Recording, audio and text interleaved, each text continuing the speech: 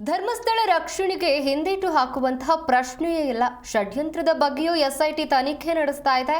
ಹಿಂದೂ ಆಗೋದಕ್ಕೆ BJP membership ಪಡಿಬೇಕಾಗಿಲ್ಲ ಅಂತ ಬೆಂಗಳೂರಿನಲ್ಲಿ ದಿನೇಶ್ ಗುಂಡೂರಾವ್ ತಿರುಗೇಟನ್ನ ಕೊಟ್ಟಿದ್ದಾರೆ. ಕಾಂಗ್ರೆಸ್ ಹಿಂದೂ ವಿರೋಧಿ ಅಂತ ಗೂಬೆ ಕೂರಿಸ್ತಾ ಇದೆ.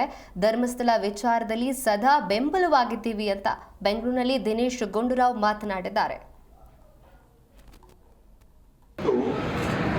ಇದು ಒಂದು ತನಿಖೆ ಆಗ್ತಾ ಇದೆ. ತನಿಖೆ ಪೂರ್ತಿಯಾಗಿ ಹೊರಗೆ ಬಂದು ಅಲ್ಲಿವರೆಗೂ ನಾನು ಒಬ್ಬ ಸಚಿವನಾಗಿ ಸರ್ಕಾರದಲ್ಲಿ ಇಟ್ಕೊಂಡು ನಾನು ಬೇರೆ ಥರ ಹೇಳೋಕ್ಕಾಗಲ್ಲ. ಯಾಕೆ ನಾನು ಏನೇ ಹೇಳಿದ್ರು ಕೂಡ ಅದು ಒಂದು ತನಿಖೆ ಮೇಲೆ ಪ್ರಭಾವ ಬೀರುತ್ತೆ. ಆದರೆ ಸತ್ಯ ಹೊರಗೆ ಬರೋದು ಮುಖ್ಯ, ಅಥವಾ ನೀವುಗಳು ನಮ್ಮ ಒಂದು ಸ್ವಾರ್ಥ ಮುಖ್ಯವೋ ಅದ್ರ ಬಗ್ಗೆ ಯೋಚನೆ ಮಾಡಿ. ಈಗ ಧರ್ಮಸ್ಥಳಕ್ಕೆ ಲಕ್ಷಾಂತರ ಜನ ಭಕ್ತಾದಿಗಳಿದ್ದಾರೆ. ಧರ್ಮಸ್ಥಳ ರಕ್ಷಣೆ ಬಗ್ಗೆ ಯಾರೂ ಕೂಡ ಅದು ಹಿಂದೇಟು ಹಾಕೊಂಡು ಬಂದಿಲ್ಲ. ನಾವೆಲ್ಲರೂ ಕೂಡ ಅದರ ಇದ್ದೀವಿ. ಆ ವಿಷಯನೇ ಬೇರೆ. ಇವತ್ತು ನಿಜವಾಗ್ಲೂ ಧರ್ಮಸ್ಥಳಕ್ಕೆ ಇದು ಇವತ್ತಲ್ಲ, ಬಹಳ ವರ್ಷಗಳಿಂದ ಈ ಚರ್ಚೆ ಆಗ್ತಾನೆ ಇತ್ತು ಅಲ್ವಾ.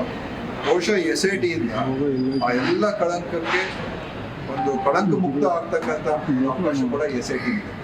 ಇಲ್ಲದ್ರೆ ಯಾವಾಗಲೂ ಕೂಡ ಏನೋ ಸುದ್ದಿಗಳು ಜನ ಮಾತಾಡೋರು, ಅದೇನೋ ನಡೀತದೆ ಅಂತ, ಇಲ್ಲೇನೋ ಆಗಿದೆ ಅಂತೆ. ಸೌಜನ್ಯ ಪ್ರಕರಣ ಕೂಡ ಯಾರು ಸೌಜನ್ಯ ಪ್ರಕರಣ ಹಿಂದೆ ಯಾರು BJP ಅವರೇ, ಸಂಘ ಪರಿವಾರದನ್ನೇ ಅವರೆಲ್ಲ ಸಂಘ ಪರಿವಾರದವರೇ ಸೌಜನ್ಯ ಪ್ರಕರಣದಲ್ಲಿ ಮುಂಚೂಣಿಲಿದ್ದವರು.